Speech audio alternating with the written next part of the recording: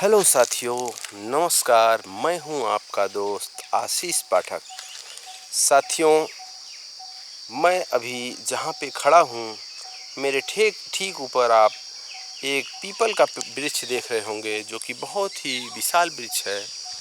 और ये हमारे बाबा दादा के बहुत ही कई पीढ़ी पहले से अम, चला आ रहा है। यह पेड़ काफ़ी ही पुराना पेड़ है साथियों। तो इस साल हम जो गर्मी देखे हैं, गर्मी का इतना टेम्परेचर जो पड़ा है, इतना ज़्यादा गर्मी, जो इतना ज़्यादा डिग्री गर्मी पड़ा है, उसका कारण है हमारे पर्यावरण में जो कार्बन डाइऑक्साइड है, उसका एब्जॉर्बर जो है वो कम होता जा रहा है। यानी कहने का मतलब है कि पीपल, नीम और जो बरगद का पेड़ है, ये धीरे धीरे कम हो रहे हैं। तो इन सब विषयों पे आज बात करेंगे साथियों, कि गर्मी जो इतना ज़्यादा गर्मी बढ़ा है, उसका क्या कारण है। उसमें हमारे पर्यावरण में हमारे इन 3 टाइप के जो ये वृक्ष हैं, जो सबसे महान वृक्ष हैं, इनका क्या योगदान है, उस पर हम बात करेंगे साथियों। ये जो गर्मी में इतना ज़्यादा गर्मी इस साल पड़ा है, तो साथियों आपको मैं बताऊंगा तो लगेगा कि एक अजीब बकवास है, किंतु यह सत्य है। सत्य पे आधारित है साथियों। कि आप जब सरकारी डाटा देखेंगे, तो पिछले 68 सालों से, मतलब 68 सालों से सरकारी विभाग में पीपल, बरगद और नीम जो है, इसको जो लगाने का स्तर था, उसको बंद कर दिया गया है साथियों। दूसरा नंबर हम ये बताना चाहेंगे कि पीपल जो कार्बन डाइऑक्साइड का एब्जॉर्बर है, वो 100% पीपल करता है। और बरगद जो है वो कार्बन डाइऑक्साइड को 80% एब्जॉर्बर करता है। और नीम जो है, नीम 75% एब्जॉर्बर करता है साथियों।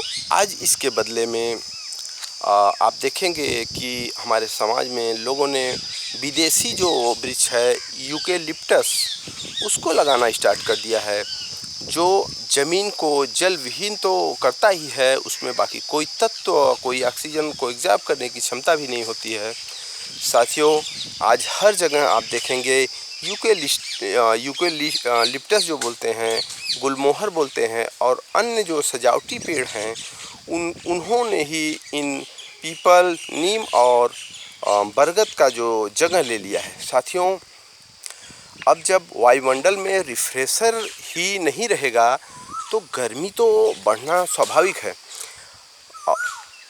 जो आप जल देखेंगे, पृथ्वी पर जो जल रहता है, जब एब्जॉर्बर नहीं रहेगा, तो आप देखेंगे कि गर्मी बढ़ेगी।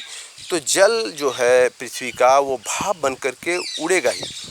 हर 500 मीटर की दूरी पर पीपल का एक पेड़ लगाएं, तो आने वाले कुछ सालों में प्रदूषण मुक्त भारत हो सकता है साथियों। वैसे आपको एक और जानकारी आपको दे दी जाए कि पीपल के पत्ते का जो फलक होता है, वो अधिक, और डंठल जो होता है वो पतला होता है, जिसकी वजह से आप देखेंगे कि मौसम शांत रहेगा। शांति मौसम में भी पत्ते हिलते रहते हैं और स्वच्छ ऑक्सीजन देते रहते हैं साथियों। अगर आप ध्यान से देखेंगे, तो जितने भी यहाँ पे और आम वगैरह के पेड़ हैं, उनमें आप देखेंगे कि कोई हिलाव नहीं है। लेकिन आप जब पीपल के पत्तों को ध्यान से देखेंगे, मैं आपको दिखाना चाहूँगा साथियों, कि वो कंटिन्यू हिलता रहता है। मतलब उसमें बिना ही मौसम में कोई हलचल के आप देखेंगे कि वो हिलता रहेगा साथियों। मैं नज़दीक से ले जा कर के दिखा रहा हूँ। तो कहने का मतलब है कि जो पीपल का पत्ता है, वो शांत मौसम में भी हिलता डुलता रहता है साथियों। उसके बाद हम आपको बताना चाहेंगे कि पीपल को वृक्षों का राजा कहते हैं।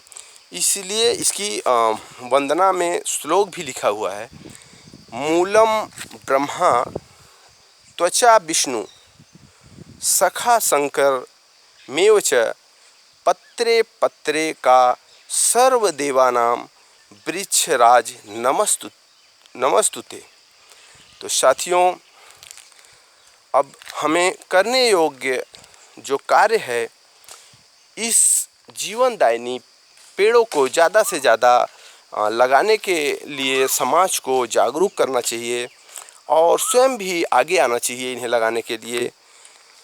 अगर बाग बगीचे आप बचाएंगे और उन्हें बनाएंगे तो पेड़ पौधे जो लगाएंगे आप, उससे देखेंगे कि जो बगीचे हैं उसको आप वहाँ पे फालतू जो खेल वगैरह ये सब खेल का मैदान बना रहे हैं काट करके, ये सब चीज़ न करके आप धीरे धीरे अगर पेड़ों की संख्या बढ़ा रहे हैं, बाग बना रहे हैं, जहाँ भी हो सके वहाँ भी पेड़ लगाने की कोशिश करें साथियों।